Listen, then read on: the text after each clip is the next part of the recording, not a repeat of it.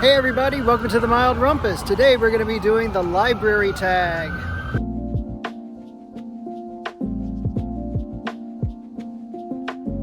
Hey everybody, it's Tuesday, so you know what that means. We got to do a tag video. This is the library tag. It was created by Book Buds, and I was tagged by Book Chat with Pat. So thank you, Pat. You know I love tag videos, and what do I love more than tag videos? You guessed it. My public library. You should have no doubt that this little book nerd loves going to the public library. Even though my house is filled with books and noise, I still go to the public library because I think it is one of the greatest benefits of living here in the city, and I'm about to tell you why. So, the New York Public Library was founded in 1895, and it is the nation's largest public library system. They have over 92 locations across Manhattan, the Bronx, and Staten Island. You might be asking yourself, what about Brooklyn? More on that later. The New York Public Library has over 53 million items that you can read, watch, listen to, touch, everything from Charles Dickens' writing desk to the original Winnie the Pooh. They have George Washington's recipe for beer and fragments of the skull of Percy Shelley. Like, that's a little weird and morbid, but they have it if you're interested. And a lot of these things can be viewed in the permanent exhibit Treasures. The main branch of the library is located on 42nd Street and 5th Avenue. That's the location that has the two iconic lions out in front that you saw in Ghostbusters. That building was opened in 1911, and at the time, it was the largest marble building in the nation. And those lions that guard the building, they're known as Patience and Fortitude, although they don't officially have names. They were nicknamed Patience and Fortitude by Mayor LaGuardia in the 1930s because he felt like those were the qualities that New Yorkers were going to have in order to survive the Great Depression. And if you visit the main branch, which I highly suggest you should, it's spectacular, especially the Rose Reading Room and that Treasures exhibit. You might ask yourself, well, where are all the books?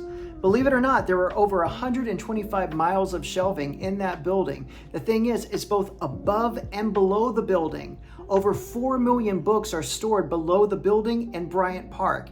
In fact, if you look around Bryant Park, you will eventually come across a door which serves as an emergency exit from that kind of secret stash down below the ground. What might surprise you is that the New York Public Library system does not include Brooklyn. Brooklyn has its own public library system that serves 2.7 million residents, most of whom live within a quarter mile of one of its branches.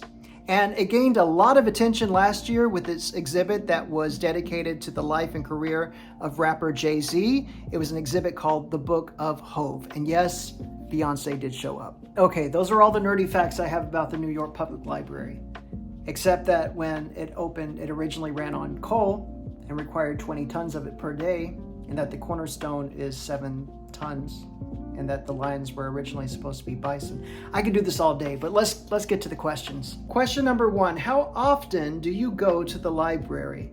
I would say that I go to the library at least once a week. Typically, I put a lot of things on hold, and they'll come in, I'll pick them up, I'll use that week to read, watch, or listen to whatever I've checked out, and then I'll go the following week and return those items and pick up the next round of whatever happened to have come in. So yeah, at least once a week. Number 2, do you belong to more than one library system? No, I'm only a member of the New York Public Library, but again, that includes 92 locations, and they're all interconnected, so you can borrow from all of them. I do visit the location at Lincoln Center, which is the performing arts library, pretty frequently. Not only because of its great archives, but it also has a free exhibit that is always changing throughout the year, and it's spectacular. So if you ever visit New York, or if you live here, be sure to visit that location because it's awesome and it's free. Number 3, what % of books you read come from the library? If I'm being honest, probably around 10% maybe, not a lot. And I know you're saying, but dude, the math ain't mathin'. You say you go to the library every week. That's true, but I primarily check out movies. Yes, I still watch DVDs. Number 4, do you listen to audiobooks or get ebooks from the library? Or are you hooked on Audible or Amazon or something else? No, I don't really listen to audiobooks or read ebooks. I'm strictly physical. physical. Number 5, did you go to story time at the library as a kid? You bet I did. I had a wonderful library growing up. I grew up in Galveston, Texas, and we had the Rosenberg Library, and they have an amazing children's department run by a woman that is still there. Her name is Karen Stanley, and she's incredible, and she was always arranging great book events and story times.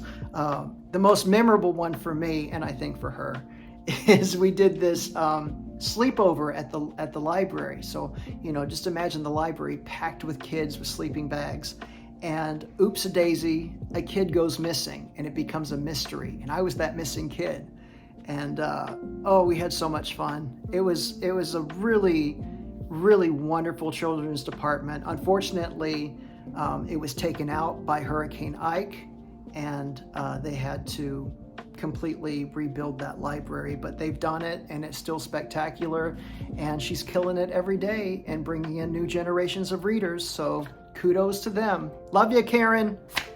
Number 6, have you ever borrowed a movie or video game from your library? Yes, all the time. What I do is I check the website, and I do a filter where I just do DVDs on order, so things that are going to be coming in soon, and they always have like the latest releases, and I just put them on hold, and you can check out 10 at a time. So take that, streaming services. Number 7, have you ever gotten fined for returning books late? If so, how do you feel about that? I have. There was one time in particular that was painful. I was about to leave for a holiday, and I didn't make it to the library in time before closing, and so all of those items were overdue for over a week, and it was a hefty bill, I'm not gonna lie, because most of them were DVDs, but I have no one to blame but myself for turning them in late, and I just kind of chalked it up to, okay, well, this is my donation for the year. This is funding, and I get it. I believe it or not, I used to run a video store, so I understand the deal with late fees.